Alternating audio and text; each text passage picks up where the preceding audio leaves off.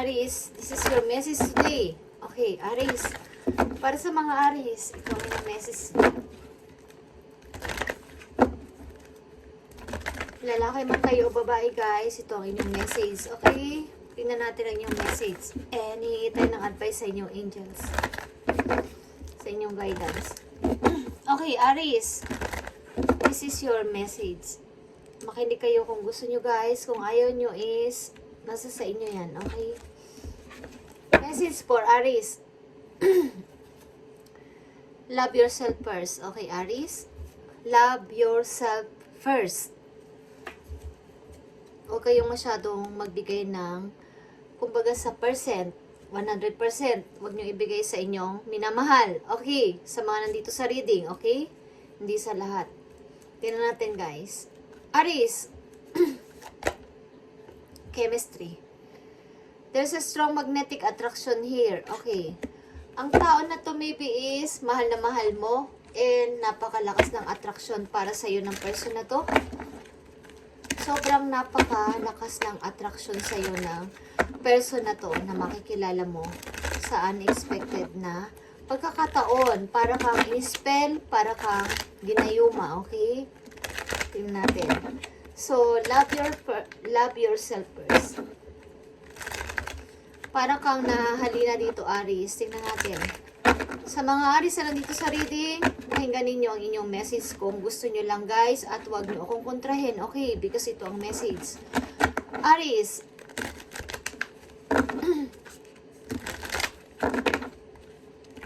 Napakalakas ng chemistry ng tao na sa buhay mo.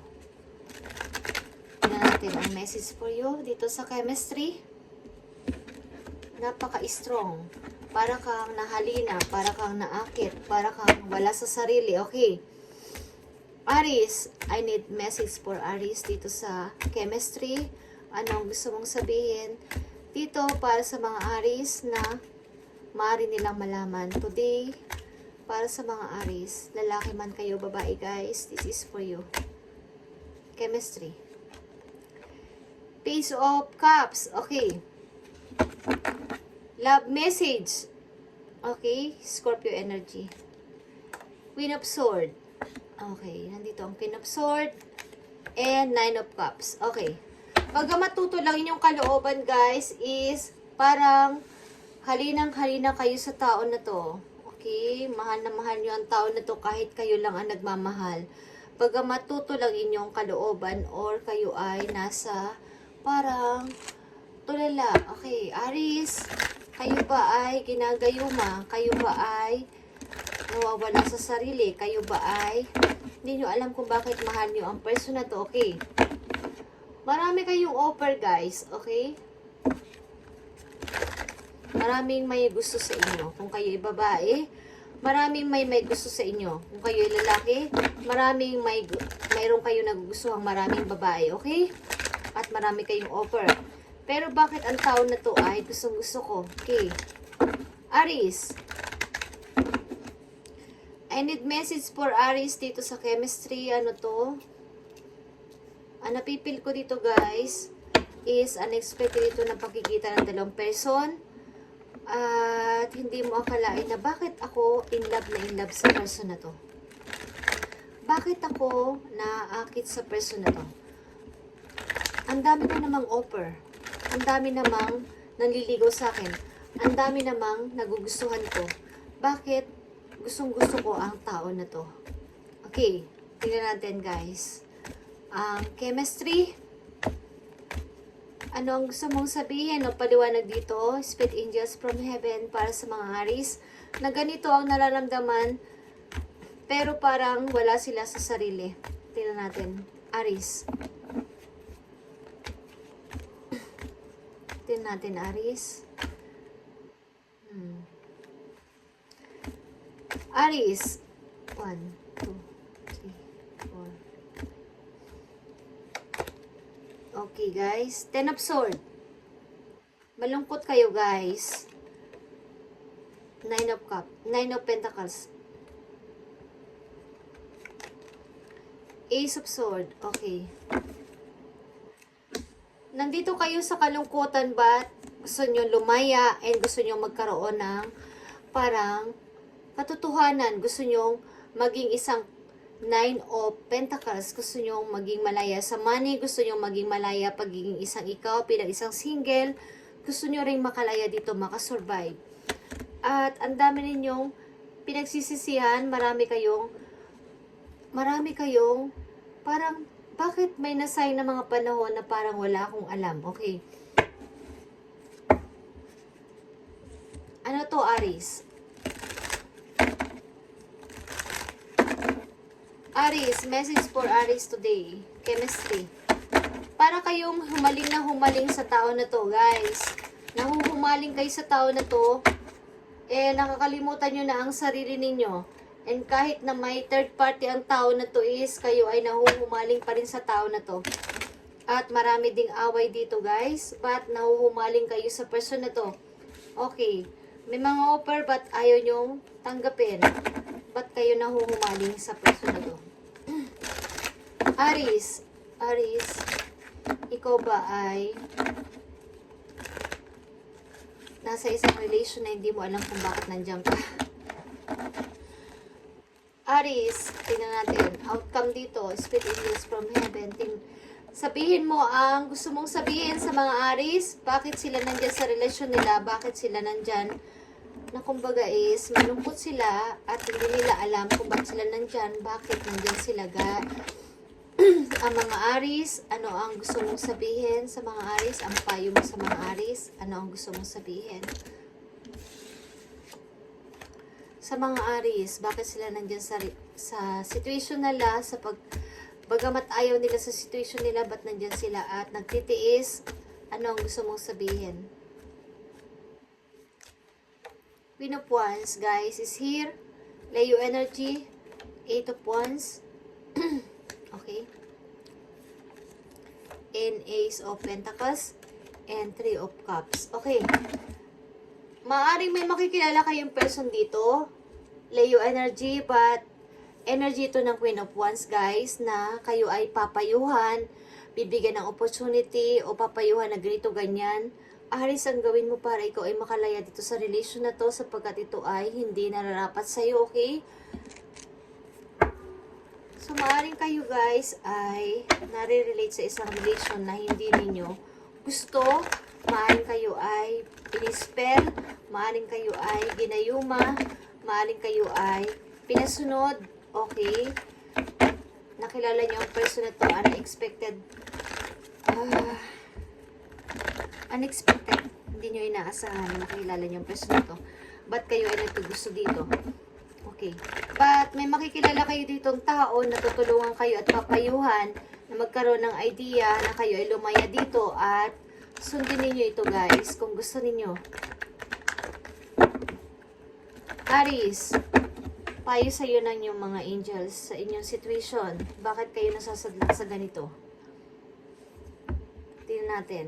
Payo mo sa mga Aries. Helper of abundance, guys, is reverse. Ang ibig sabihin, although you have a lot to do, Aries, it's important that you get organized first. One planning is complete. Okay? You can roll up your self-love yet to work. Your guardian angels surround you and are ready to help out. Okay? This card also indicates a very loving, kind, and loyal friend.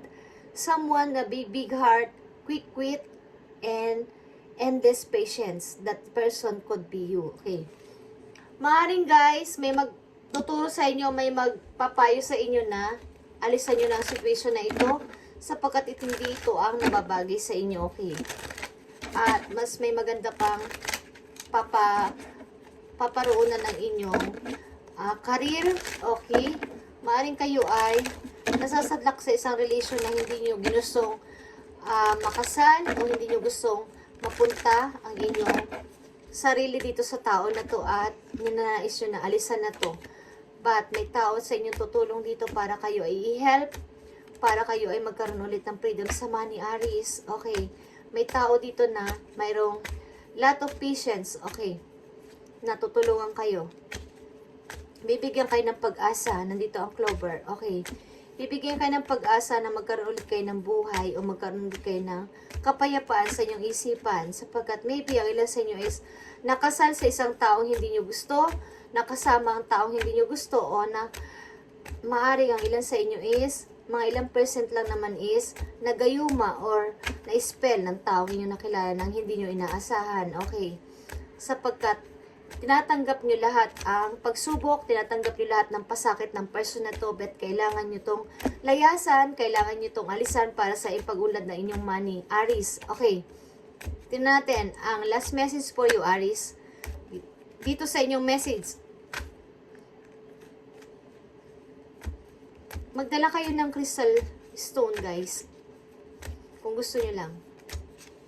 Sa mga Aries na nandito sa reading is, ito ang message sa inyo today. Hindi man ito makaka-resonate lahat is para ito sa ibang Aries at huwag kayong magsalita ng kahit ano sa aking channel sapagkat ito ay para sa lahat ng Aries. Hindi ito para sa kung isa kani-kanino lang. Okay? Kung kayo ang nandito sa situation na to is i-apply nyo to sa inyong sarili. Kung gusto nyo lang, guys, is makinig kayo sa tulong o advice ng inyong friend, loyal friend sa paligid na kayo ay i-release nyo na ang tao nito sa buhay ninyo kung ito ay nadudulot ng masama sa inyo. At maaring hindi nyo gusto ang tao na to, bakit nandito ako, okay? At pinagpapasensyahan ko, okay? Page of Sword. More kaalaman pa, Aries. Nine of Sword, okay. Sobrang hirap na hirap ka dito, Aries, sa situation mo, sa pag-ibig na to. King of Cups is here. Sobra kang nagtitiis dito sa sobrang responsibilidad na to. Bakit nandito ako sa relasyon na to? Hindi ko naman totally 100% mahal ang person na to. Ba't tinitiis ko to? Bakit? Bakit? Tell me. I need message. Bakit? Hindi ko naman totally, hindi ko alam sa isip ko 100% mahal ko ang person na to. Bakit nandito ako? I need message. Tell me. Send my message, Spirit Angels. Ipakita mo sa mga Aries kung bakit. Bakit sila nagtitiis doon sa ganitong situation. Tingnan natin ang message for you. Thank you. Seven of Pentacles, guys. Okay. Ten of Pentacles and Two of Cups. Eight of Sword. Okay. Kasi may nakatakdang pag-ibig o may nakatakdang pagmamahal o nakatakdang tao para sa inyo, but nauudot because sa person na to na inyong kinakasama sa ngayon o kasama sa buhay nyo ngayon, nauudot because dito, okay. Nauudot ang inyong pag-unlad sa money. Nauudot ang inyong pagpapaunlad sa pera. Tingnan natin. I need message dito, isang message for Aries dito sa situation nila.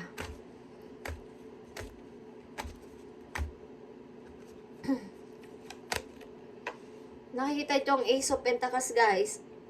Mga bagong offer is magsisimula sa inyo, guys. Nagpaplano kayo, ba't kayo ay takot? But guys, nakikita nyo to? Maaring, guys, Scorpio is na-involve sa inyo at ang tao na to itutulungan ka. Okay. Tutulungan ka sa aspeto ng buhay mo and sa mga mangyayari sa inyo. Sa pagpapayo, sa mga pangailangan ninyo, makakatulong ang Scorpio, Aries. At huwag nyo tong palagpasin. Okay.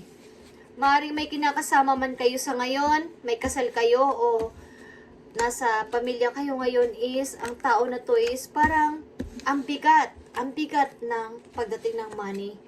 Sa tao na to, ang bigat ng pagdating ng money sa aking pamilya. Because ang tao na to is hindi mo, kumbaga, hindi ito yung taong para sa'yo na bigay ni Lord na makapagpapaayos sa buhay mo, Aries. So, let go. Release this person, guys. Well, tama na ang pagtitiis, tama na ang pagwala ng respeto sa sarili. Because new love is coming. Tama na ang control. Because true love is coming. Free yourself. Okay, aamuin ka ng person ito, but magpatuloy ka sa iyong sarili. As you, Aries, and aamuin ka nito ng aamuin, gusto niya makipagbalikan, but maghintay ka lang. Maghintay ka na maghintay, guys. Sapagkat may taong darating sa'yo para dito, your soulmate, at ikakasal ka again, guys. Okay, kakasal ka o ikakasal ka again. Kung kayo ay hindi pa kasal, ikakasal ka. At kung kayo ay kasal na, kakasal ka again. But, yung kasama mo ngayon na nagpapahirap sa'yo is hindi mo deserve, Aries. Just saying. Okay, ito nakikita ko sa inyong reading today. And para to sa mga Aries na nandito sa reading. At kung hindi to para sa inyo, wag nyo itong ipilit. At ito ay para sa ibang Aries. Guys, okay, wag nyo ipilit para sa inyo sapagkat ito ay para sa ibang Aries. Thank you and God bless.